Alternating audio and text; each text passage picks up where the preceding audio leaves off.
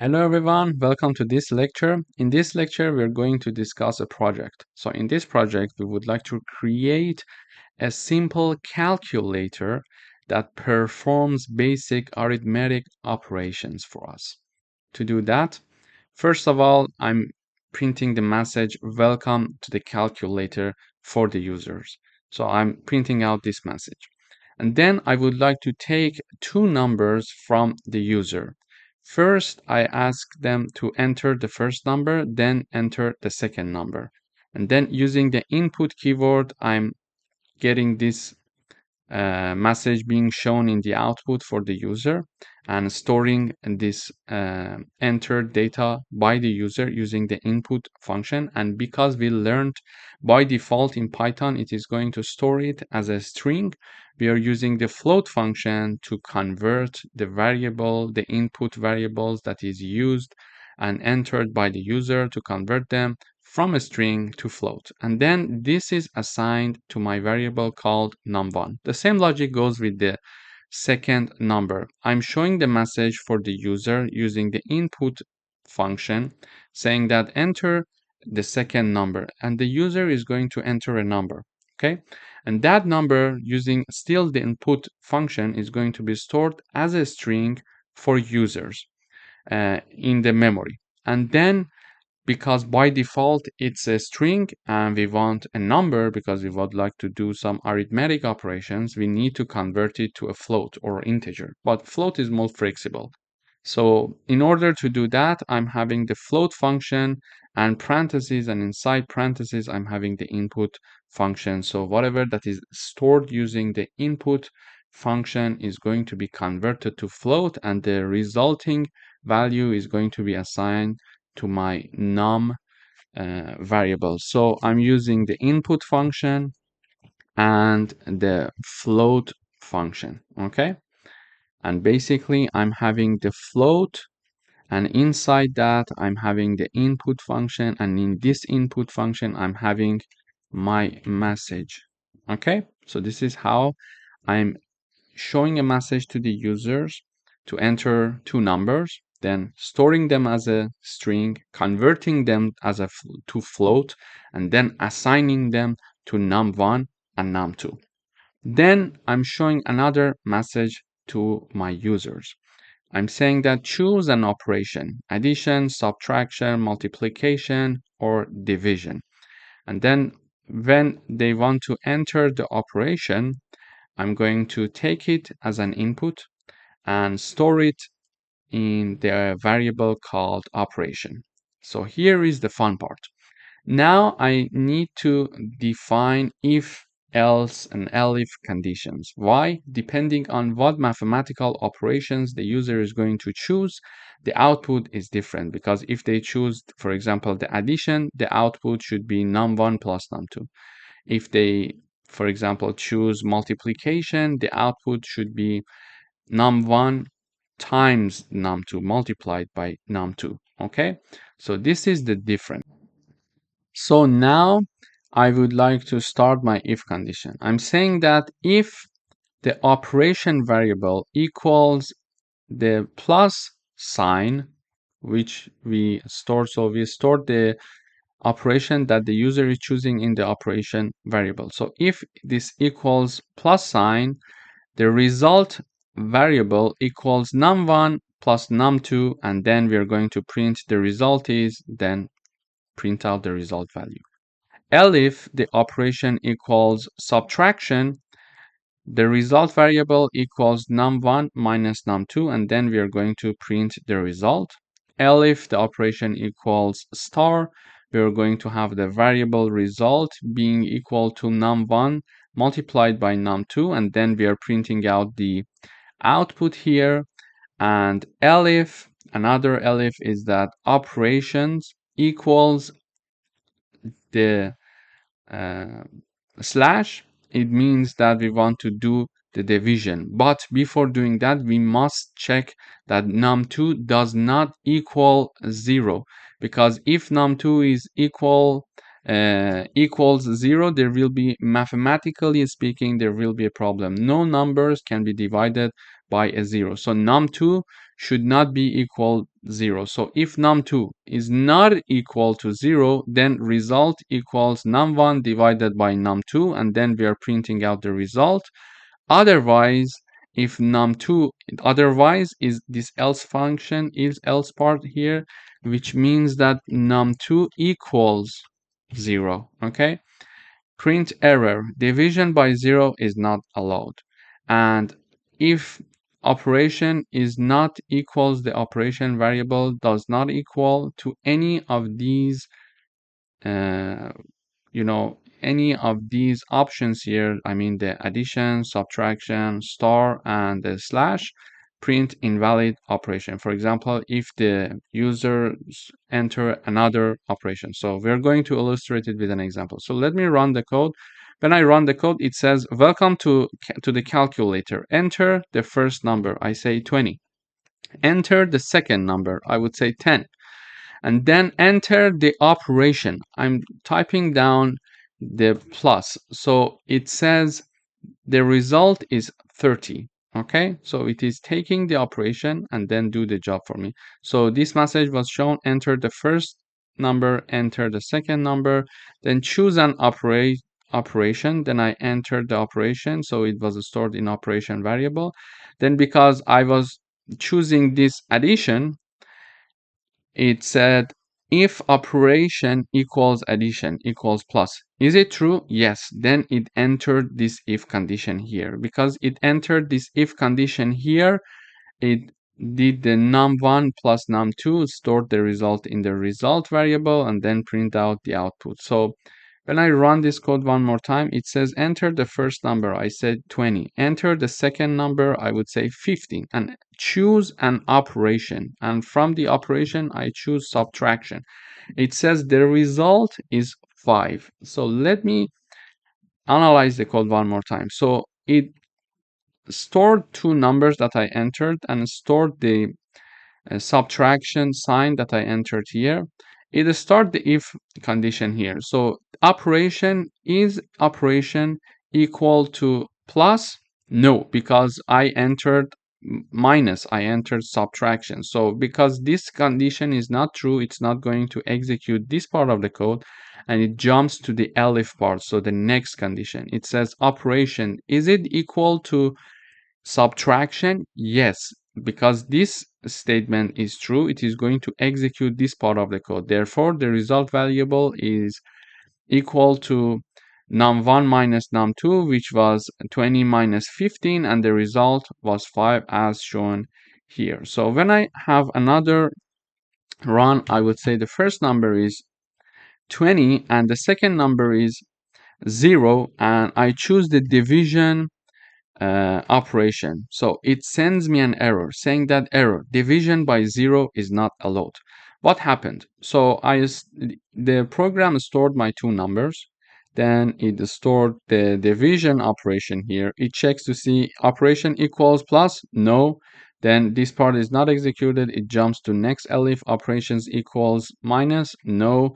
Then it does not implement this part. It jumps to the next elif, operations equals star. No, it does not implement this part. And then finally it says operation equals slash, which is division. Yes. If it checks this statement, num2 is not equal to 0. Is it true? No, num2 equals indeed to 0. Therefore, it comes to this else part and says error, division by 0 is not allowed.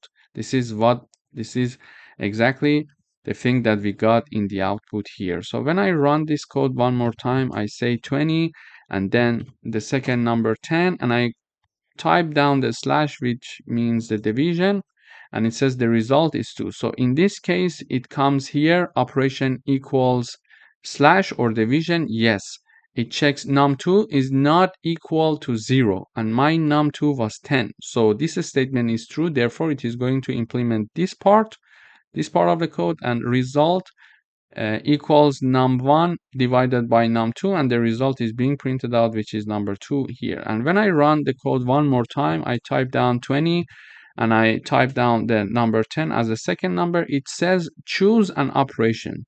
So I choose the and sign, which is not one of the predefined operations. So when I run this code, it says invalid operation, which is this message here. So when we are having this code and neither of these options are considered here. So the first option is addition. The second option is subtraction. The third option is star, and then this division here, okay? But I chose the AND operation, and AND operation is not included in any of these lines here, okay? So when the AND sign is not included in any of these lines here, it is going to return the invalid operation message because it's the else part. So if operation is either one, either this, and either this, do these things.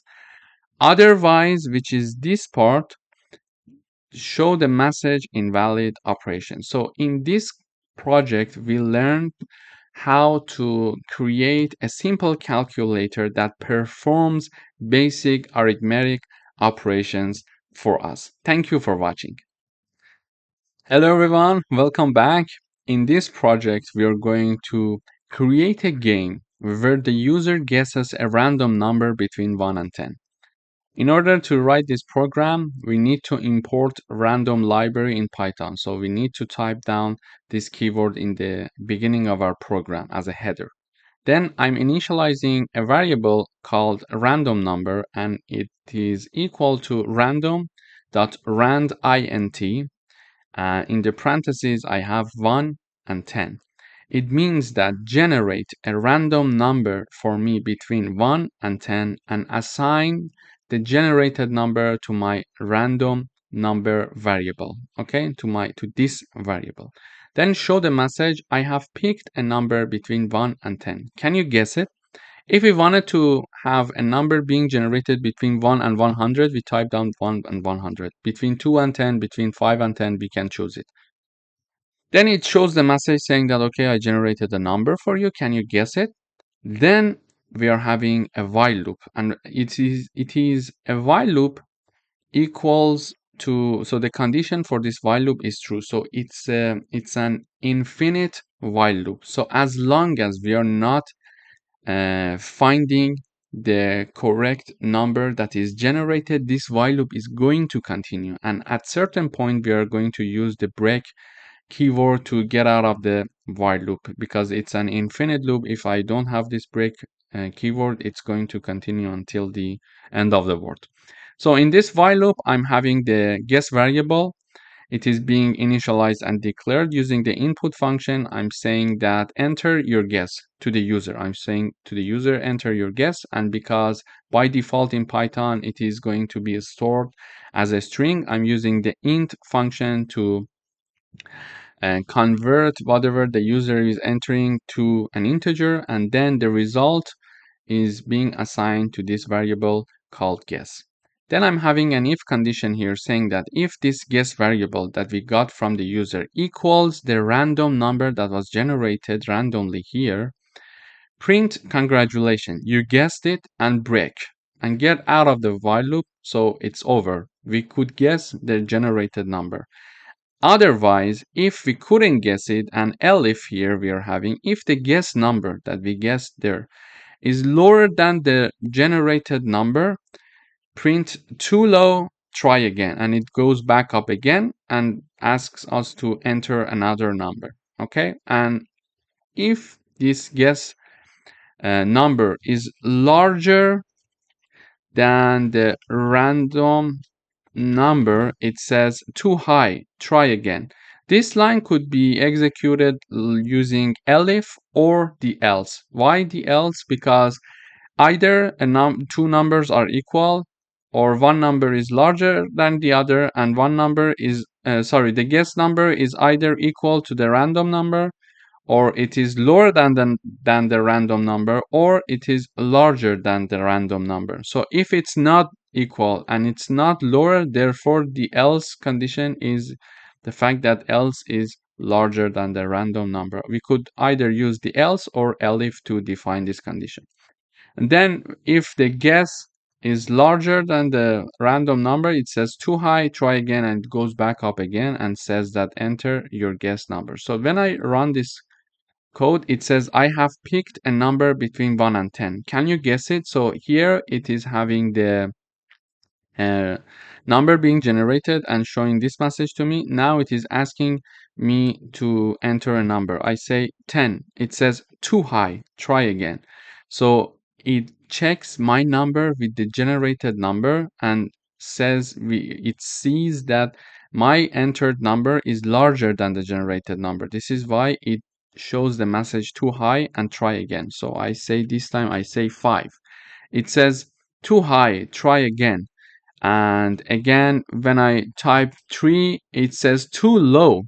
Try again. Why too low? Because it compared my number 3, my guess number 3, with the random number, and it says too low because my number is now lower than the generated number. So I assume that it must be 4. And when I enter 4, it says congratulations, you guessed it. So this message is shown, and then the break keyword is getting out of the while loop because we are not seeing the message saying that try again, try again. But if you cannot guess the number, it is going to ask you, okay, enter your guess number, and show the message either too low or too high. So this is how we can uh, generate a game where it generates a random number between two numbers for us, and we can start guessing that generated number. Thank you for watching. Hello everyone, welcome back. In this video, we're going to have another project. So we would like to write a program that calculates simple interest based on user input. To do that, first I'm showing the message to the user saying that welcome to the simple interest calculator. Then I'm going to ask the user three inputs. The first one is the principal variable, the second one is the rate, and the third time is the time. So I'm going to ask the user enter the principal amount and store it in the principal variable. Then I'm asking the user to enter the rate of the interest in percentages and store it in the rate. And then I'm asking the user to enter the time in years. So the user is going to enter the time and store it in the time variable. Then using this formula, I'm going to calculate variable called simple interest. So this formula is the following: principal multiplied by rate multiplied by time in parentheses, and their result is all divided by 100. And in the output, I'm saying that the simple interest is, and then I'm showing the result here. So when I run this code, it says enter the principal. So I would say 10,000. I would like to apply for a loan, for example, for my car from the bank. And I would like to ask for 10,000. And the rate of the bank is 4.5, for example, percent. And then I'm going to return this in 10, let's say in 20 years. When I want to return it in 20 years, it says that this interest is 9,000. So you're going to pay 9,000 after 20 years of interest to the bank. So now I would like to get a mortgage from bank to buy an apartment, for example. I would type down 100,000. I would say the interest rate is 7, and I'm going to return it in 30 years. It says that after 30 years, I have to return $210,000 to the bank for the initial principal amount of 100,000 with the 7% of the interest for the duration of 30 years. So in this video, we learned how we can provide a program that calculates simple interest based on input user. Thank you for watching. Hello everyone, welcome back. In today's video, we are working on another project. We would like to write down the FizzBuzz program. So a program that to print numbers from 1 to 100, replacing multiplies of 3 with fizz and multiplies of 5 with buzz and multiplies of both of them with FizzBuzz. To do that, I'm having a for loop ranging from 1 to 101, and the reason is I'm having 1 and to 101 is that because the start is inclusive, so we want to go from 1, so I'm typing down the 1. But the end is exclusive, so it says that 101 because the end is exclusive. So if I type down between 1 and 100 because the end is exclusive, it is going to iterate until 99. Okay, so if we want to have until 100, we need to type down 101. And there, when we enter the loop, we are having certain if, elif, and else conditions that we need to check. In order to understand if a number is multiplies of 3, a number is a multiply of 3 if that number is divided by 3 and the remainder of the division equals 0. Okay, this is how we can understand if a number is a multiply of 3 or divisible by 3. So we are going to type down the fizzbuzz message in the output if the number is divisible by 3 and at the same time it is divisible by 5. If the number is only divisible by 3 to print fizz, and if the number is only divisible by 5, print the buzz message. Otherwise, print that number in the output. So in the AND operator, if you remember, both sides of the AND must be true. So if a number is divided by 3 and its remainder equals to 3 and that same number is divided by 5 and the remainder of this division as well equals 0, sorry, it is going to print fizzbuzz message. And if only that number is divisible by 3 to print fizz, if it's only divisible by 5, print buzz, otherwise the number itself. So when I run this code, we see the output here. So number 1 and number 2, the numbers are written like here because neither of these conditions are true for them. Therefore, this else part is true for them. So we are printing out the num. So the variable num that we are initializing here is going to take number 1, 2, 3, 4, 5 until it reaches 100. So for the first iteration, it is 5. It passes none of these conditions and 1 is printed out here. Then for 2, the same thing. For 3, because 3 is divisible by 3, the fizz message is being printed out here. 4 is not, neither of these conditions are true for number 4. Therefore, number 4 is printed out here. Then we are having number 5 here. We are having the buzz here because when num equals 5, 5 is divided by 5, the remainder equals 0. Therefore, it prints buzz. Then for the 6, it prints fizz because fizz means number 6 here, and 6 divided by 3, the remainder equals 0. Therefore, we are having the fizz message in the output. So it goes until it reaches, for example, number 15. And number 15 is divisible by both 3 and 5. Therefore, this fizzbuzz message is printed out in the output. And you see that when I go down, I see all these messages that are printed out here. So in this project, we learned that this num is going to take numbers from 1 to 100 using for loop, and depending on these if conditions, it is going to print certain message or value in the output. Thank you for watching. Hello everyone, welcome back. In this video we are going to work on another project. So we would like to write a program that reverses a string entered by the user. In the beginning, I showed a message saying that welcome to a string reversal program. Then I'm asking the user to enter a string to reverse. And this entered input by the user is going to be stored using the input function and be assigned to the user string variable that I'm initializing here.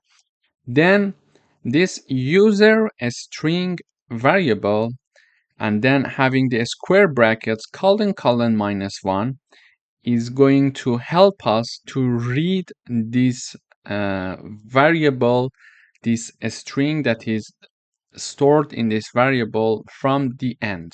Okay, and then the result of this is assigned to reverse a string. So for example, if I type down Reza here as the input string, when I have this Reza input assigned to my string variable, for example, and then I have my string variable colon -1, this code is going to reverse my string, meaning that it is going to reverse the string to be like this, as you see here. So the original string is like this, and when I'm having the my string colon -1 in the square bracket, it is going to have the reverse of my original string. So using this user string and this colon -1,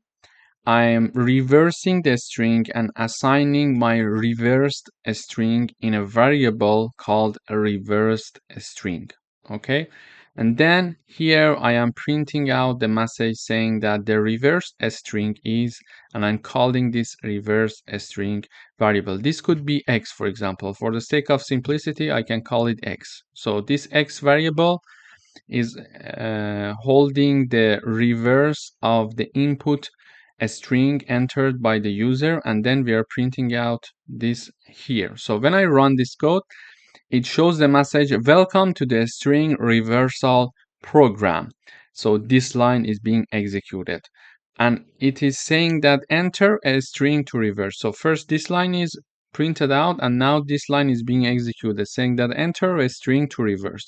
So I would say Reza Shahin, this is my string. So when I enter, it is going to reverse my string exactly as it is. So it says that the reverse string is this. So the output is this. So when I entered Reza Shahin string here, it stored my string using input function and assigned it to the user string variable. And then this user string variable is reversed using this colon -1 code. Okay, and the result is being assigned to variable x, and now here I am printing out the variable x here, so you see the output, which is the reversed version of what I entered initially. Thank you for watching.